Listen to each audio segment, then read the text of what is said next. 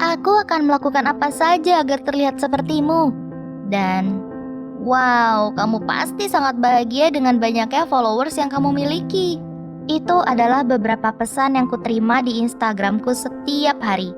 Tapi dulu tidak seperti itu. Aku pernah mendapatkan julukan Becky si buruk rupa oleh gadis-gadis populer di sekolah. Itu benar-benar buruk. Misal, begitu aku berjalan masuk ke kelas, Sarah dan gengnya akan bergosip tentangku, mengatakan hal-hal seperti, "Ew, lihat, Becky si buruk rupa.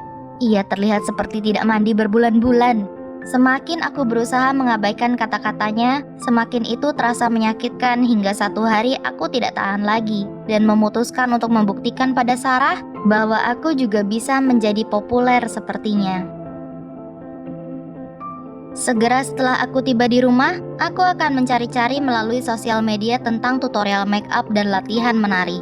Kata-kata teman sekelasku terus-menerus terdengar di telingaku, dan itu hanya membuatku semakin bertekad dari sebelumnya untuk membuktikan pada orang-orang bahwa aku bukan orang sembarangan.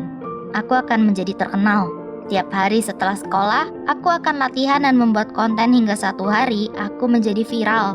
Aku mendapatkan lebih dari 100.000 followers. Aku begitu bersemangat sampai tidak bisa tidur.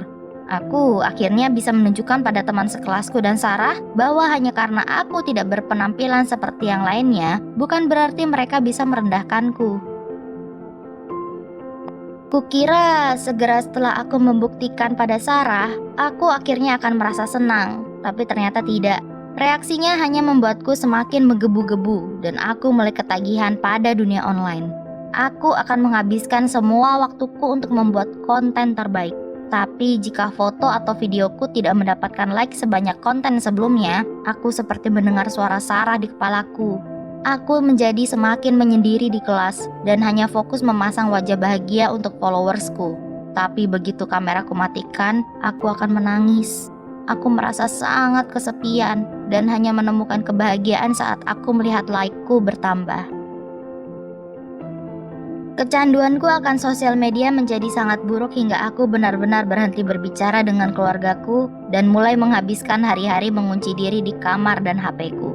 Aku mendambakan interaksi online dan merasakan perasaan campur aduk antara bahagia dan bersalah setiap kali ada gadis-gadis yang mengirim pesan berkata bagaimana mereka berharap bisa sepertiku. Karena dalam hatiku sendiri, aku merasa tenggelam dan aku benci seperti ini.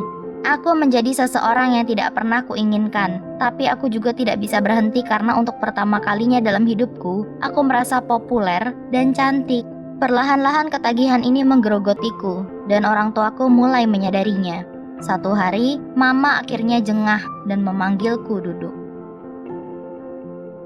"Sayang, apa semua baik-baik saja? Papa dan Mama sangat mengkhawatirkanmu. Kamu berhenti makan dan kamu tidak pernah bicara lagi pada kami." "Ma, aku tidak dapat menahan air mata. Kukatakan semua pada Mama mulai dari perlakuan yang kuterima dan mulai bergantung pada Instagram untuk membuat diriku merasa lebih baik. Mama berjanji kami akan melewati semua ini bersama. Jadi aku mulai mencari secara online dan menemukan alat untuk membantuku melepas ketergantungan ini. Pertama, aku harus mengenali musuh utama digitalku, yakni Instagram. Kedua, aku harus membatasi waktu membuka aplikasi itu dan mulai berjalan keluar rumah dengan Mama setiap hari, yang memaksaku untuk terus berada di dunia luar dan tidak berkeinginan untuk mengabadikan apapun yang kulakukan. Dengan bantuan Mama, aku mulai mencoba metode lain yang membuatku merasa lebih baik seperti berhenti mengikuti orang-orang yang memiliki pengaruh negatif pada kesehatan mentalku dan mulai mengikuti orang-orang yang menginspirasiku.